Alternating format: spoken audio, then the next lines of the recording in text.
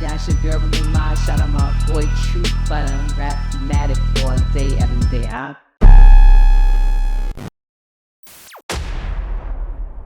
I remember you saying this, like, when you was leaving off of that, the Tommy Boy deal, the situation with Jay Prince, man. Okay, so we had Jack the Rapper. We deep as fuck. We already dropped off of Tommy Boy. Yeah.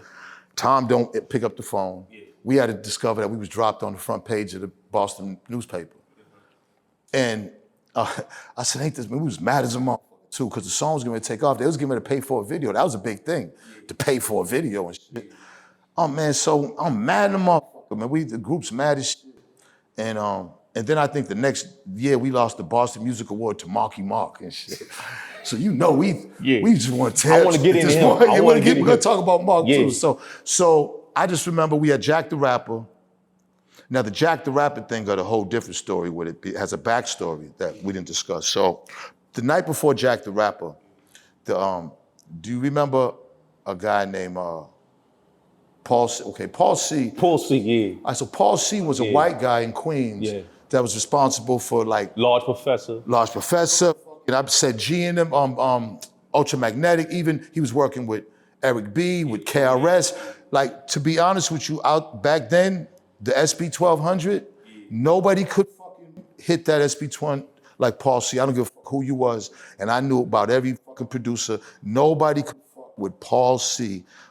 And we was in Jamaica at Power Play. I had just bought one of those, what's those, the little Suzuki joints?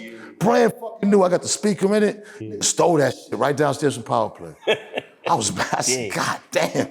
You know what I'm saying? So, but the night before we dropped Paul C off, this is the night before my birthday. Yeah. So Paul lived in Queens. We were staying at the Kennedy Inn. Yeah. We got all kind of guns, you know what I'm saying? We strapped up. So we deep. So we got a couple of vans. So I dropped Paul off. I'm like, yo, you wanna come down to Jack the Rapper? He was like, nah. So I walked down there with him because he gave me the Funky Penguin, Rufus Thomas, because he had a whole bunch of so I was like, because we was gonna sample the next day in the studio. So I rented out the studio for like 3 weeks. So we go downstairs and I noticed he had his rooms in his basement. He stayed with his mom's, or maybe his brother.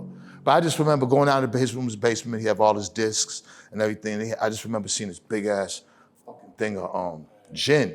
And I was like, Paul, you drinking like that? He was like, nah, man. I got close to Paul. He was like, nah.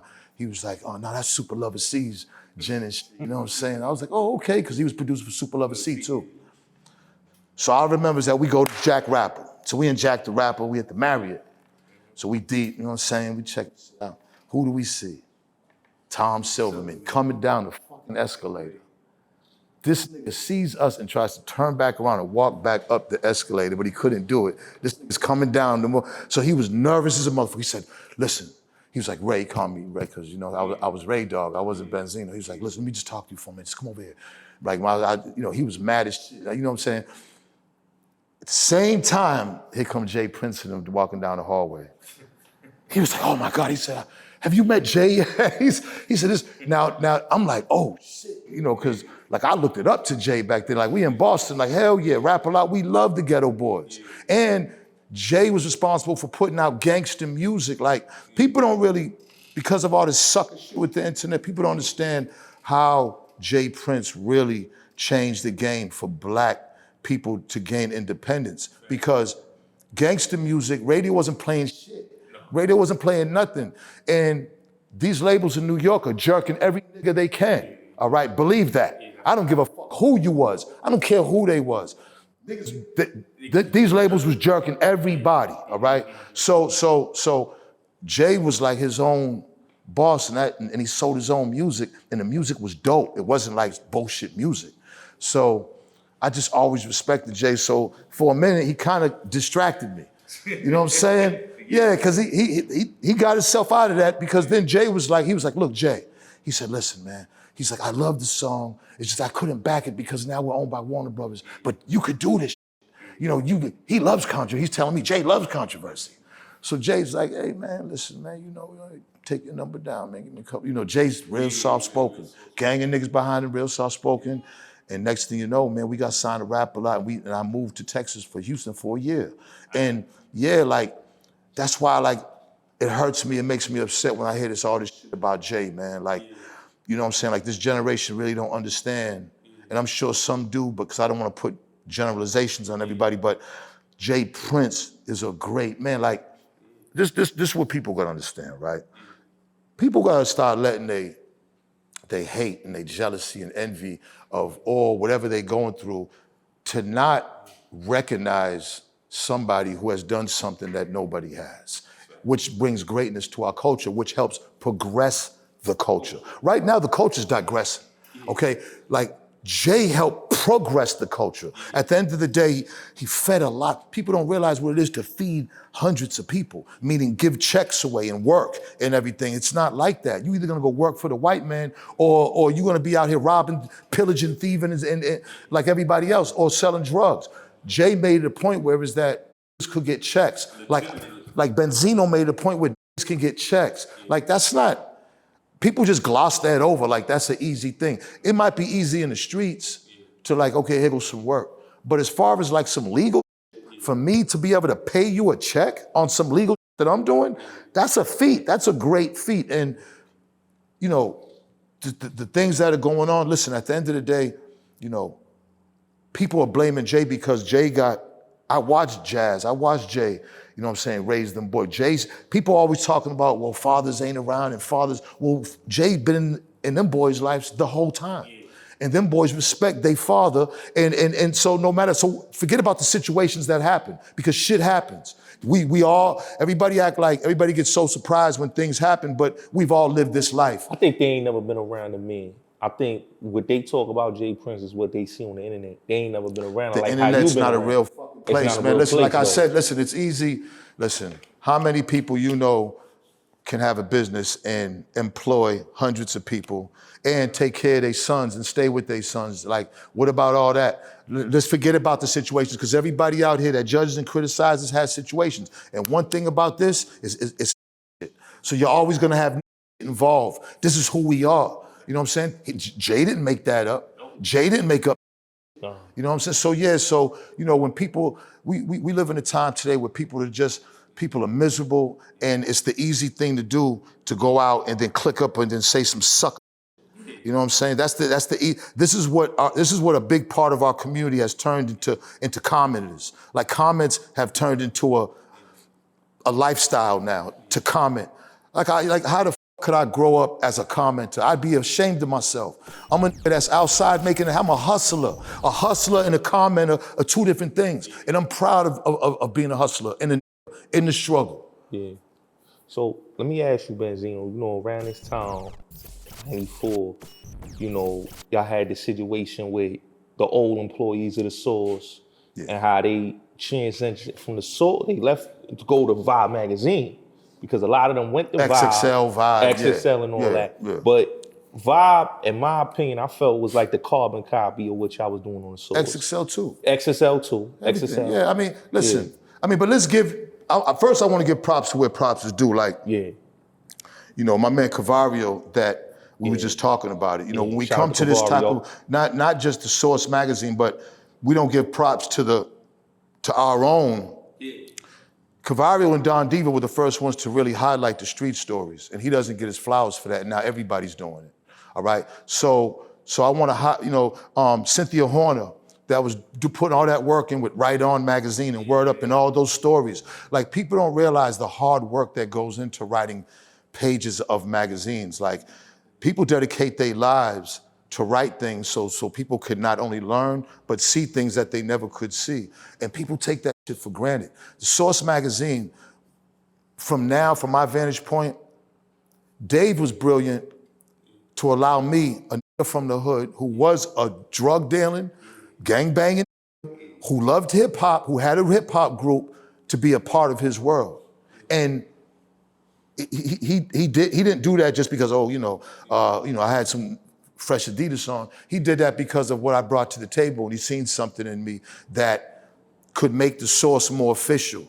Because other than that, if Benzino wasn't a part of the Source, it's just a bunch of college kids who was detached from the streets in the first place, and hip hop came from the streets. Now, that don't mean you wasn't in the family, because we all come from the streets, but when you go to college, you get sent away and you get detached. And that don't mean nothing because we love, it's still love. But the street, hip hop came from the streets, not from college.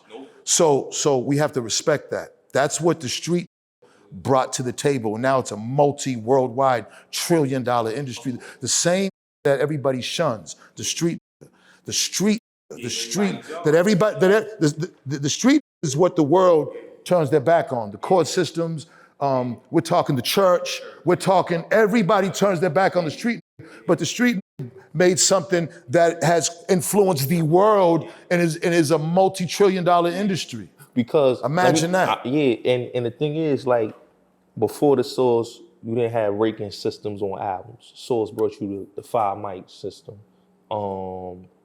That was already being done by Rolling Stone.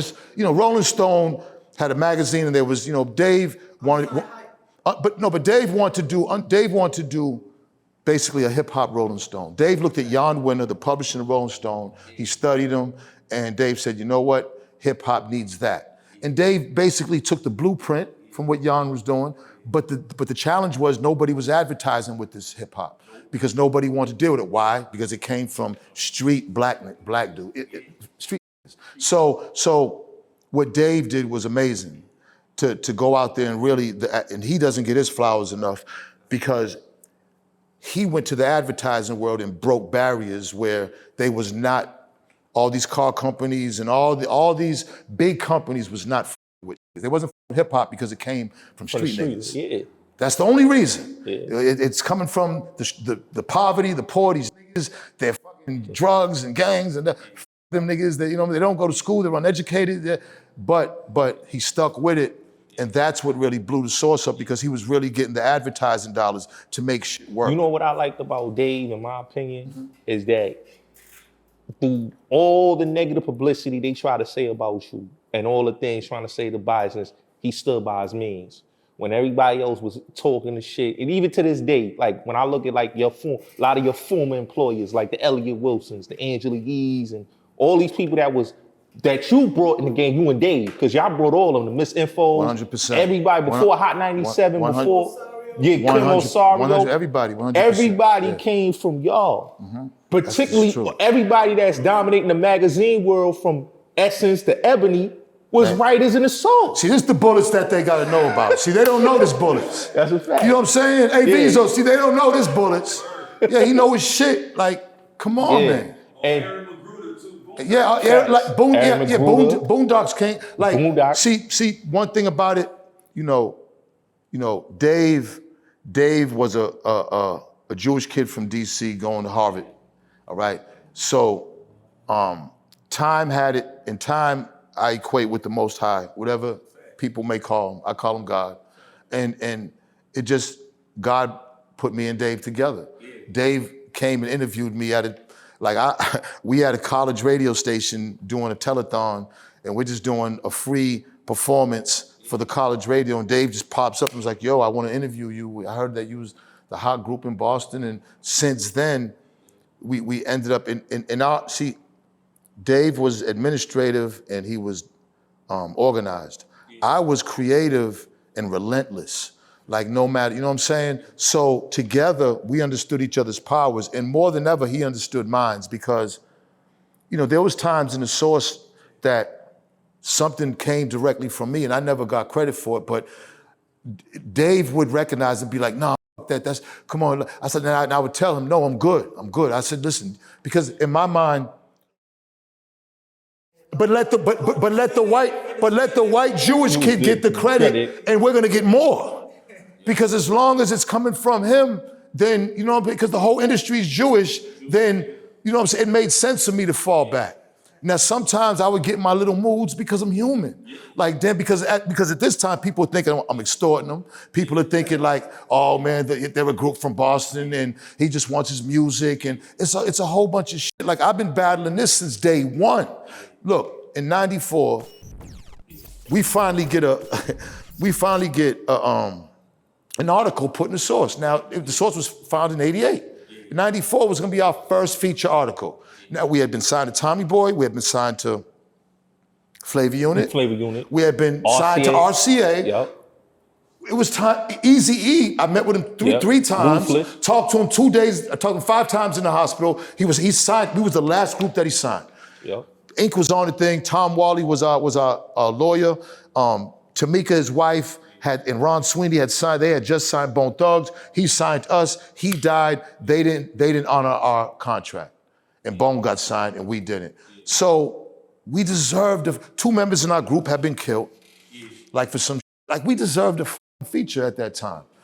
So Dave sends Bones Malone. Oh, that's my guy. Dave sends Bones Malone to Boston. So I'm like, all right, cool, we kicking with Bones. So I'm like, Bones like, yo, you know, as soon as he gets down there, yo. So Bones gets down there. So Bones, the whole thing is just hang out with us. You know what I'm saying? And then you could, you know what I'm saying? Me and Bones, I'm riding, flying Bones, going to little trap spots and shit. Police pulled me over, locked me up. I got bailed out. You know what I'm saying? But Bones was cool. Next thing you know, Bones disappears. Niggas don't know where the fuck Bones is. Dave's trying to find Bones. Bones doesn't answer the phone, nothing. Niggas was like, where the fuck? So now, the magazine has deadlines and the story has to come out.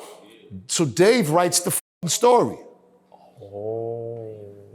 The entire staff, about 30 people, decides to sign a piece of paper and decides to tell Dave that because Dave did that, they went against the integrity of the magazine and they want him to step down from the magazine. Yeah, that's the boy. And they're not putting the RSO feature in the magazine. So I'm like, immediately, I'm gonna f all these we get ready to leave Boston 100 deep and just start tearing up. But nah, I said, you know what? So Dave's like, man, so Dave ended up, man, firing everybody. Dave fired, only one Dave kept was Ron Horton, the guy that was at the front door that ended up being in marketing and advertising. But shout to Ron, man, and shout to my Uncle Eddie, man, you know what I'm saying, Source Youth Foundation. But Dave ended up buying out his 3 partners from college, right? He got money from his pops or whatever, or something, bought them out, and I'll never forget it because they tried to rush Dave. So I had to hurry up and get back to New York. Yeah, like one of the guys and Dave had a little tussle. So we flew back up to New York. We was on RCA and we had a press meeting. And that's the, you know, we in there now, we at RCA. Yeah. This ain't Tommy Boy, my this nigga. ain't Tommy. Steve Stout gave us the deal. Yeah. Clue was the intern. Yeah, I remember you told me Clue that. was the intern. Yeah, he was the intern, Yeah, like, you know what I'm saying? So we had a deal, an EP deal, and we in this beautiful office, and it's all glass doors and all glass everything. So these niggas faked that they was like come to do a story on us. There was other press people, and came in there and gave me a summons to court. What? It was like this, I forgot what it was. It was something. I picked it up, boom, hit one of them niggas. We threw it in, like the glass door broke. It was the whole police came up, you know what I'm saying? So I just remember, and it was one of the owners. It was one of the owners with Dave. I just remember, you know what I'm saying? Like, it was crazy, man. And you know what I'm saying? Like, I just didn't understand what they didn't like about us. Like, we was a rap group. Even if we wasn't like KRS-One, or even if we wasn't Chuck D, we still was big in our city. And the fact that, you know, I wasn't making no money from the source. Even, see, from 88 to 94, I wasn't even a part of it. Like, I was just Dave's man. Yeah. Dave would go home because college would end on the summer. I got locked up one time for like 6 months. I let Dave stay at my apartment for the summer. The magazine was like this. It came from one piece of paper. Then it was like a little black and white thing with a few pages. They was boxing up. I remember Ed O.G. and them niggas was helping them box up from my apartment. You know what I'm saying? Like, Dave, we were just friends. I'd go to college. I would go up to, I remember we would go to up to Harvard and, you know, because they used to have the good weed and shit. So John Schechter was partner. I used to hate John. I ain't even gonna lie. I didn't like John because John was in a group called BMOC. It was a white boy group. And not that, because, you know what I'm saying? People be like, oh, you racist? No, I'm not. It's just that they was horrible. You know what I'm saying? But he thought he was the shit. He didn't like me, and I know he didn't. Whenever we would come to Harvard and visit Dave at his dorm, he would always like leave. Wow. So I remember I used to like, cause they had like a little dorm and like, I used to go through his shit, find weed, take his weed and shit. So one day his connect used to sell weed Harvard. I remember I was like, yo, so, you know, we tell him we coming to get a half pound. So we went to the niggas dorm and shit, niggas stuck him up. Get on the bump. He jumped up, he was under a bump. He jumped under a bump, he took his weed. Shit, man, Jay hated us. That was Jay's like man and shit, you know what I'm saying? Yeah. Cause I was like, damn, Jay, you always have the good weed, man. Turn me on to your guys. So one time I bought a half ounce from him. The next day I was like, get up under this. Took his shit. Dave was like, why did you do that? But man, me and Dave just got friends, man. And then he had the radio show. It was cool. Like I was getting money from the streets. I was getting it. Like I was with my dad's people and I was with the Shower Posse. Like I was getting it up there. You know what I'm saying? At a young, in four corners, and I was out there 24 hours. Like you can't say nothing about me about the streets because I really was damn near living in the streets my whole life, selling drugs. Like that's all I ever did. Let me ask you, DJ Vlad, you know, every time he DJ Vlad's a culture vulture. I'm very disappointed in DJ Vlad. Yeah. I am, because Vlad's intentions in this game were right, and Vlad, and I gotta give him his flowers when it comes to this podcast, he was right there in the beginning. He was there in the beginning on how, in this game, but unfortunately Vlad, Vlad got himself a little bit of some black and a new car and Calabasas, and you start your ego, you start getting arrogant, and you start getting sloppy, and he's gotten sloppy with the way he's talked about Farrakhan. He's gotten sloppy with the way he's handled instigating some of these beef with these young kids. Very sloppy. What I don't like is these guys that instigate. All right. These kids are out here killing each other, man. Yeah. Stop instigating that shit. If you're gonna be, if anything, help to try to stop it. Don't try to fucking just get the interview for clicks and comments, because when that interview's over, just like the one that was on his shit, he got caught, he got killed 2 days later. Oh yeah. These kids wanna go on there and say a bunch of shit. Yeah. Like you supposed to be more responsible than that. Yeah. He got too much blood on his mic. You know what I'm saying? And I don't fuck with Vlad. I just don't. I've done a lot of shit with Vlad. Vlad used to come and worship me and Dave, man. Yeah, and then he tried to talk greasy. And then try to, first of all, he owed me money. First of all, I did the interview. If I'm doing an interview, as soon as I walk out that door, my motherfucking money's supposed to be my CashApp. Yeah. Like, what is the problem? We got CashApp. Why the fuck I gotta call you? You told me to call her. So now she's giving me the okie doke. Well, she's the one that's gonna get it. She's gonna get the anger. Yep. Because I don't play with my money. Give me my money. I done gave you the, you know what I'm saying? Yeah, man. My interviews listen. I done got millions of views with Vlad. You know what I'm saying? Like, it's not like he's giving a whole bunch of money, but the money you give, I want it right now. You know what I'm saying? There should be no reason. You know what I'm saying? Fuck him and his receptionist. Give me my money. Cause you was telling me something off the camera, man, about Angie and Angela Yee, man. How you feel about how they be talking about? Listen, Angela and Angela Yee obviously have something personal against me. Yeah. I just don't like when they try to set Coy up to go against me. And they both did it. It's plain to see they did it. And if they get a kick out of that, then fine. Listen, it's not easy. You know what I'm saying? Listen, Angela Yee and Angie Martinez have been an intricate part of the culture as women. And they have accolades too, and they need to get their flowers for what they did. But again, this is the industry, and when you hold personal vendettas, there are ways to be petty later on, and it happens all the time. You know what I mean? But I don't, again, my resume speaks for itself. And not only it speaks for itself, I did it I represent real street niggas, man. Fact. Like when niggas from the mud, who didn't go to college, who locked up for all kind of shit and going through shit with baby, I'm that they can be like, yeah, that he represents. That's who I represent. So there's nothing nobody can take nothing from me, because, at the end of the day, my resume is there, and I still didn't bow down, bend over for none of these motherfuckers. You know what I'm saying? Fame didn't make me. I never believed in that celebrity shit. Yeah. I'm a street nigga, and I love street niggas, man. Word.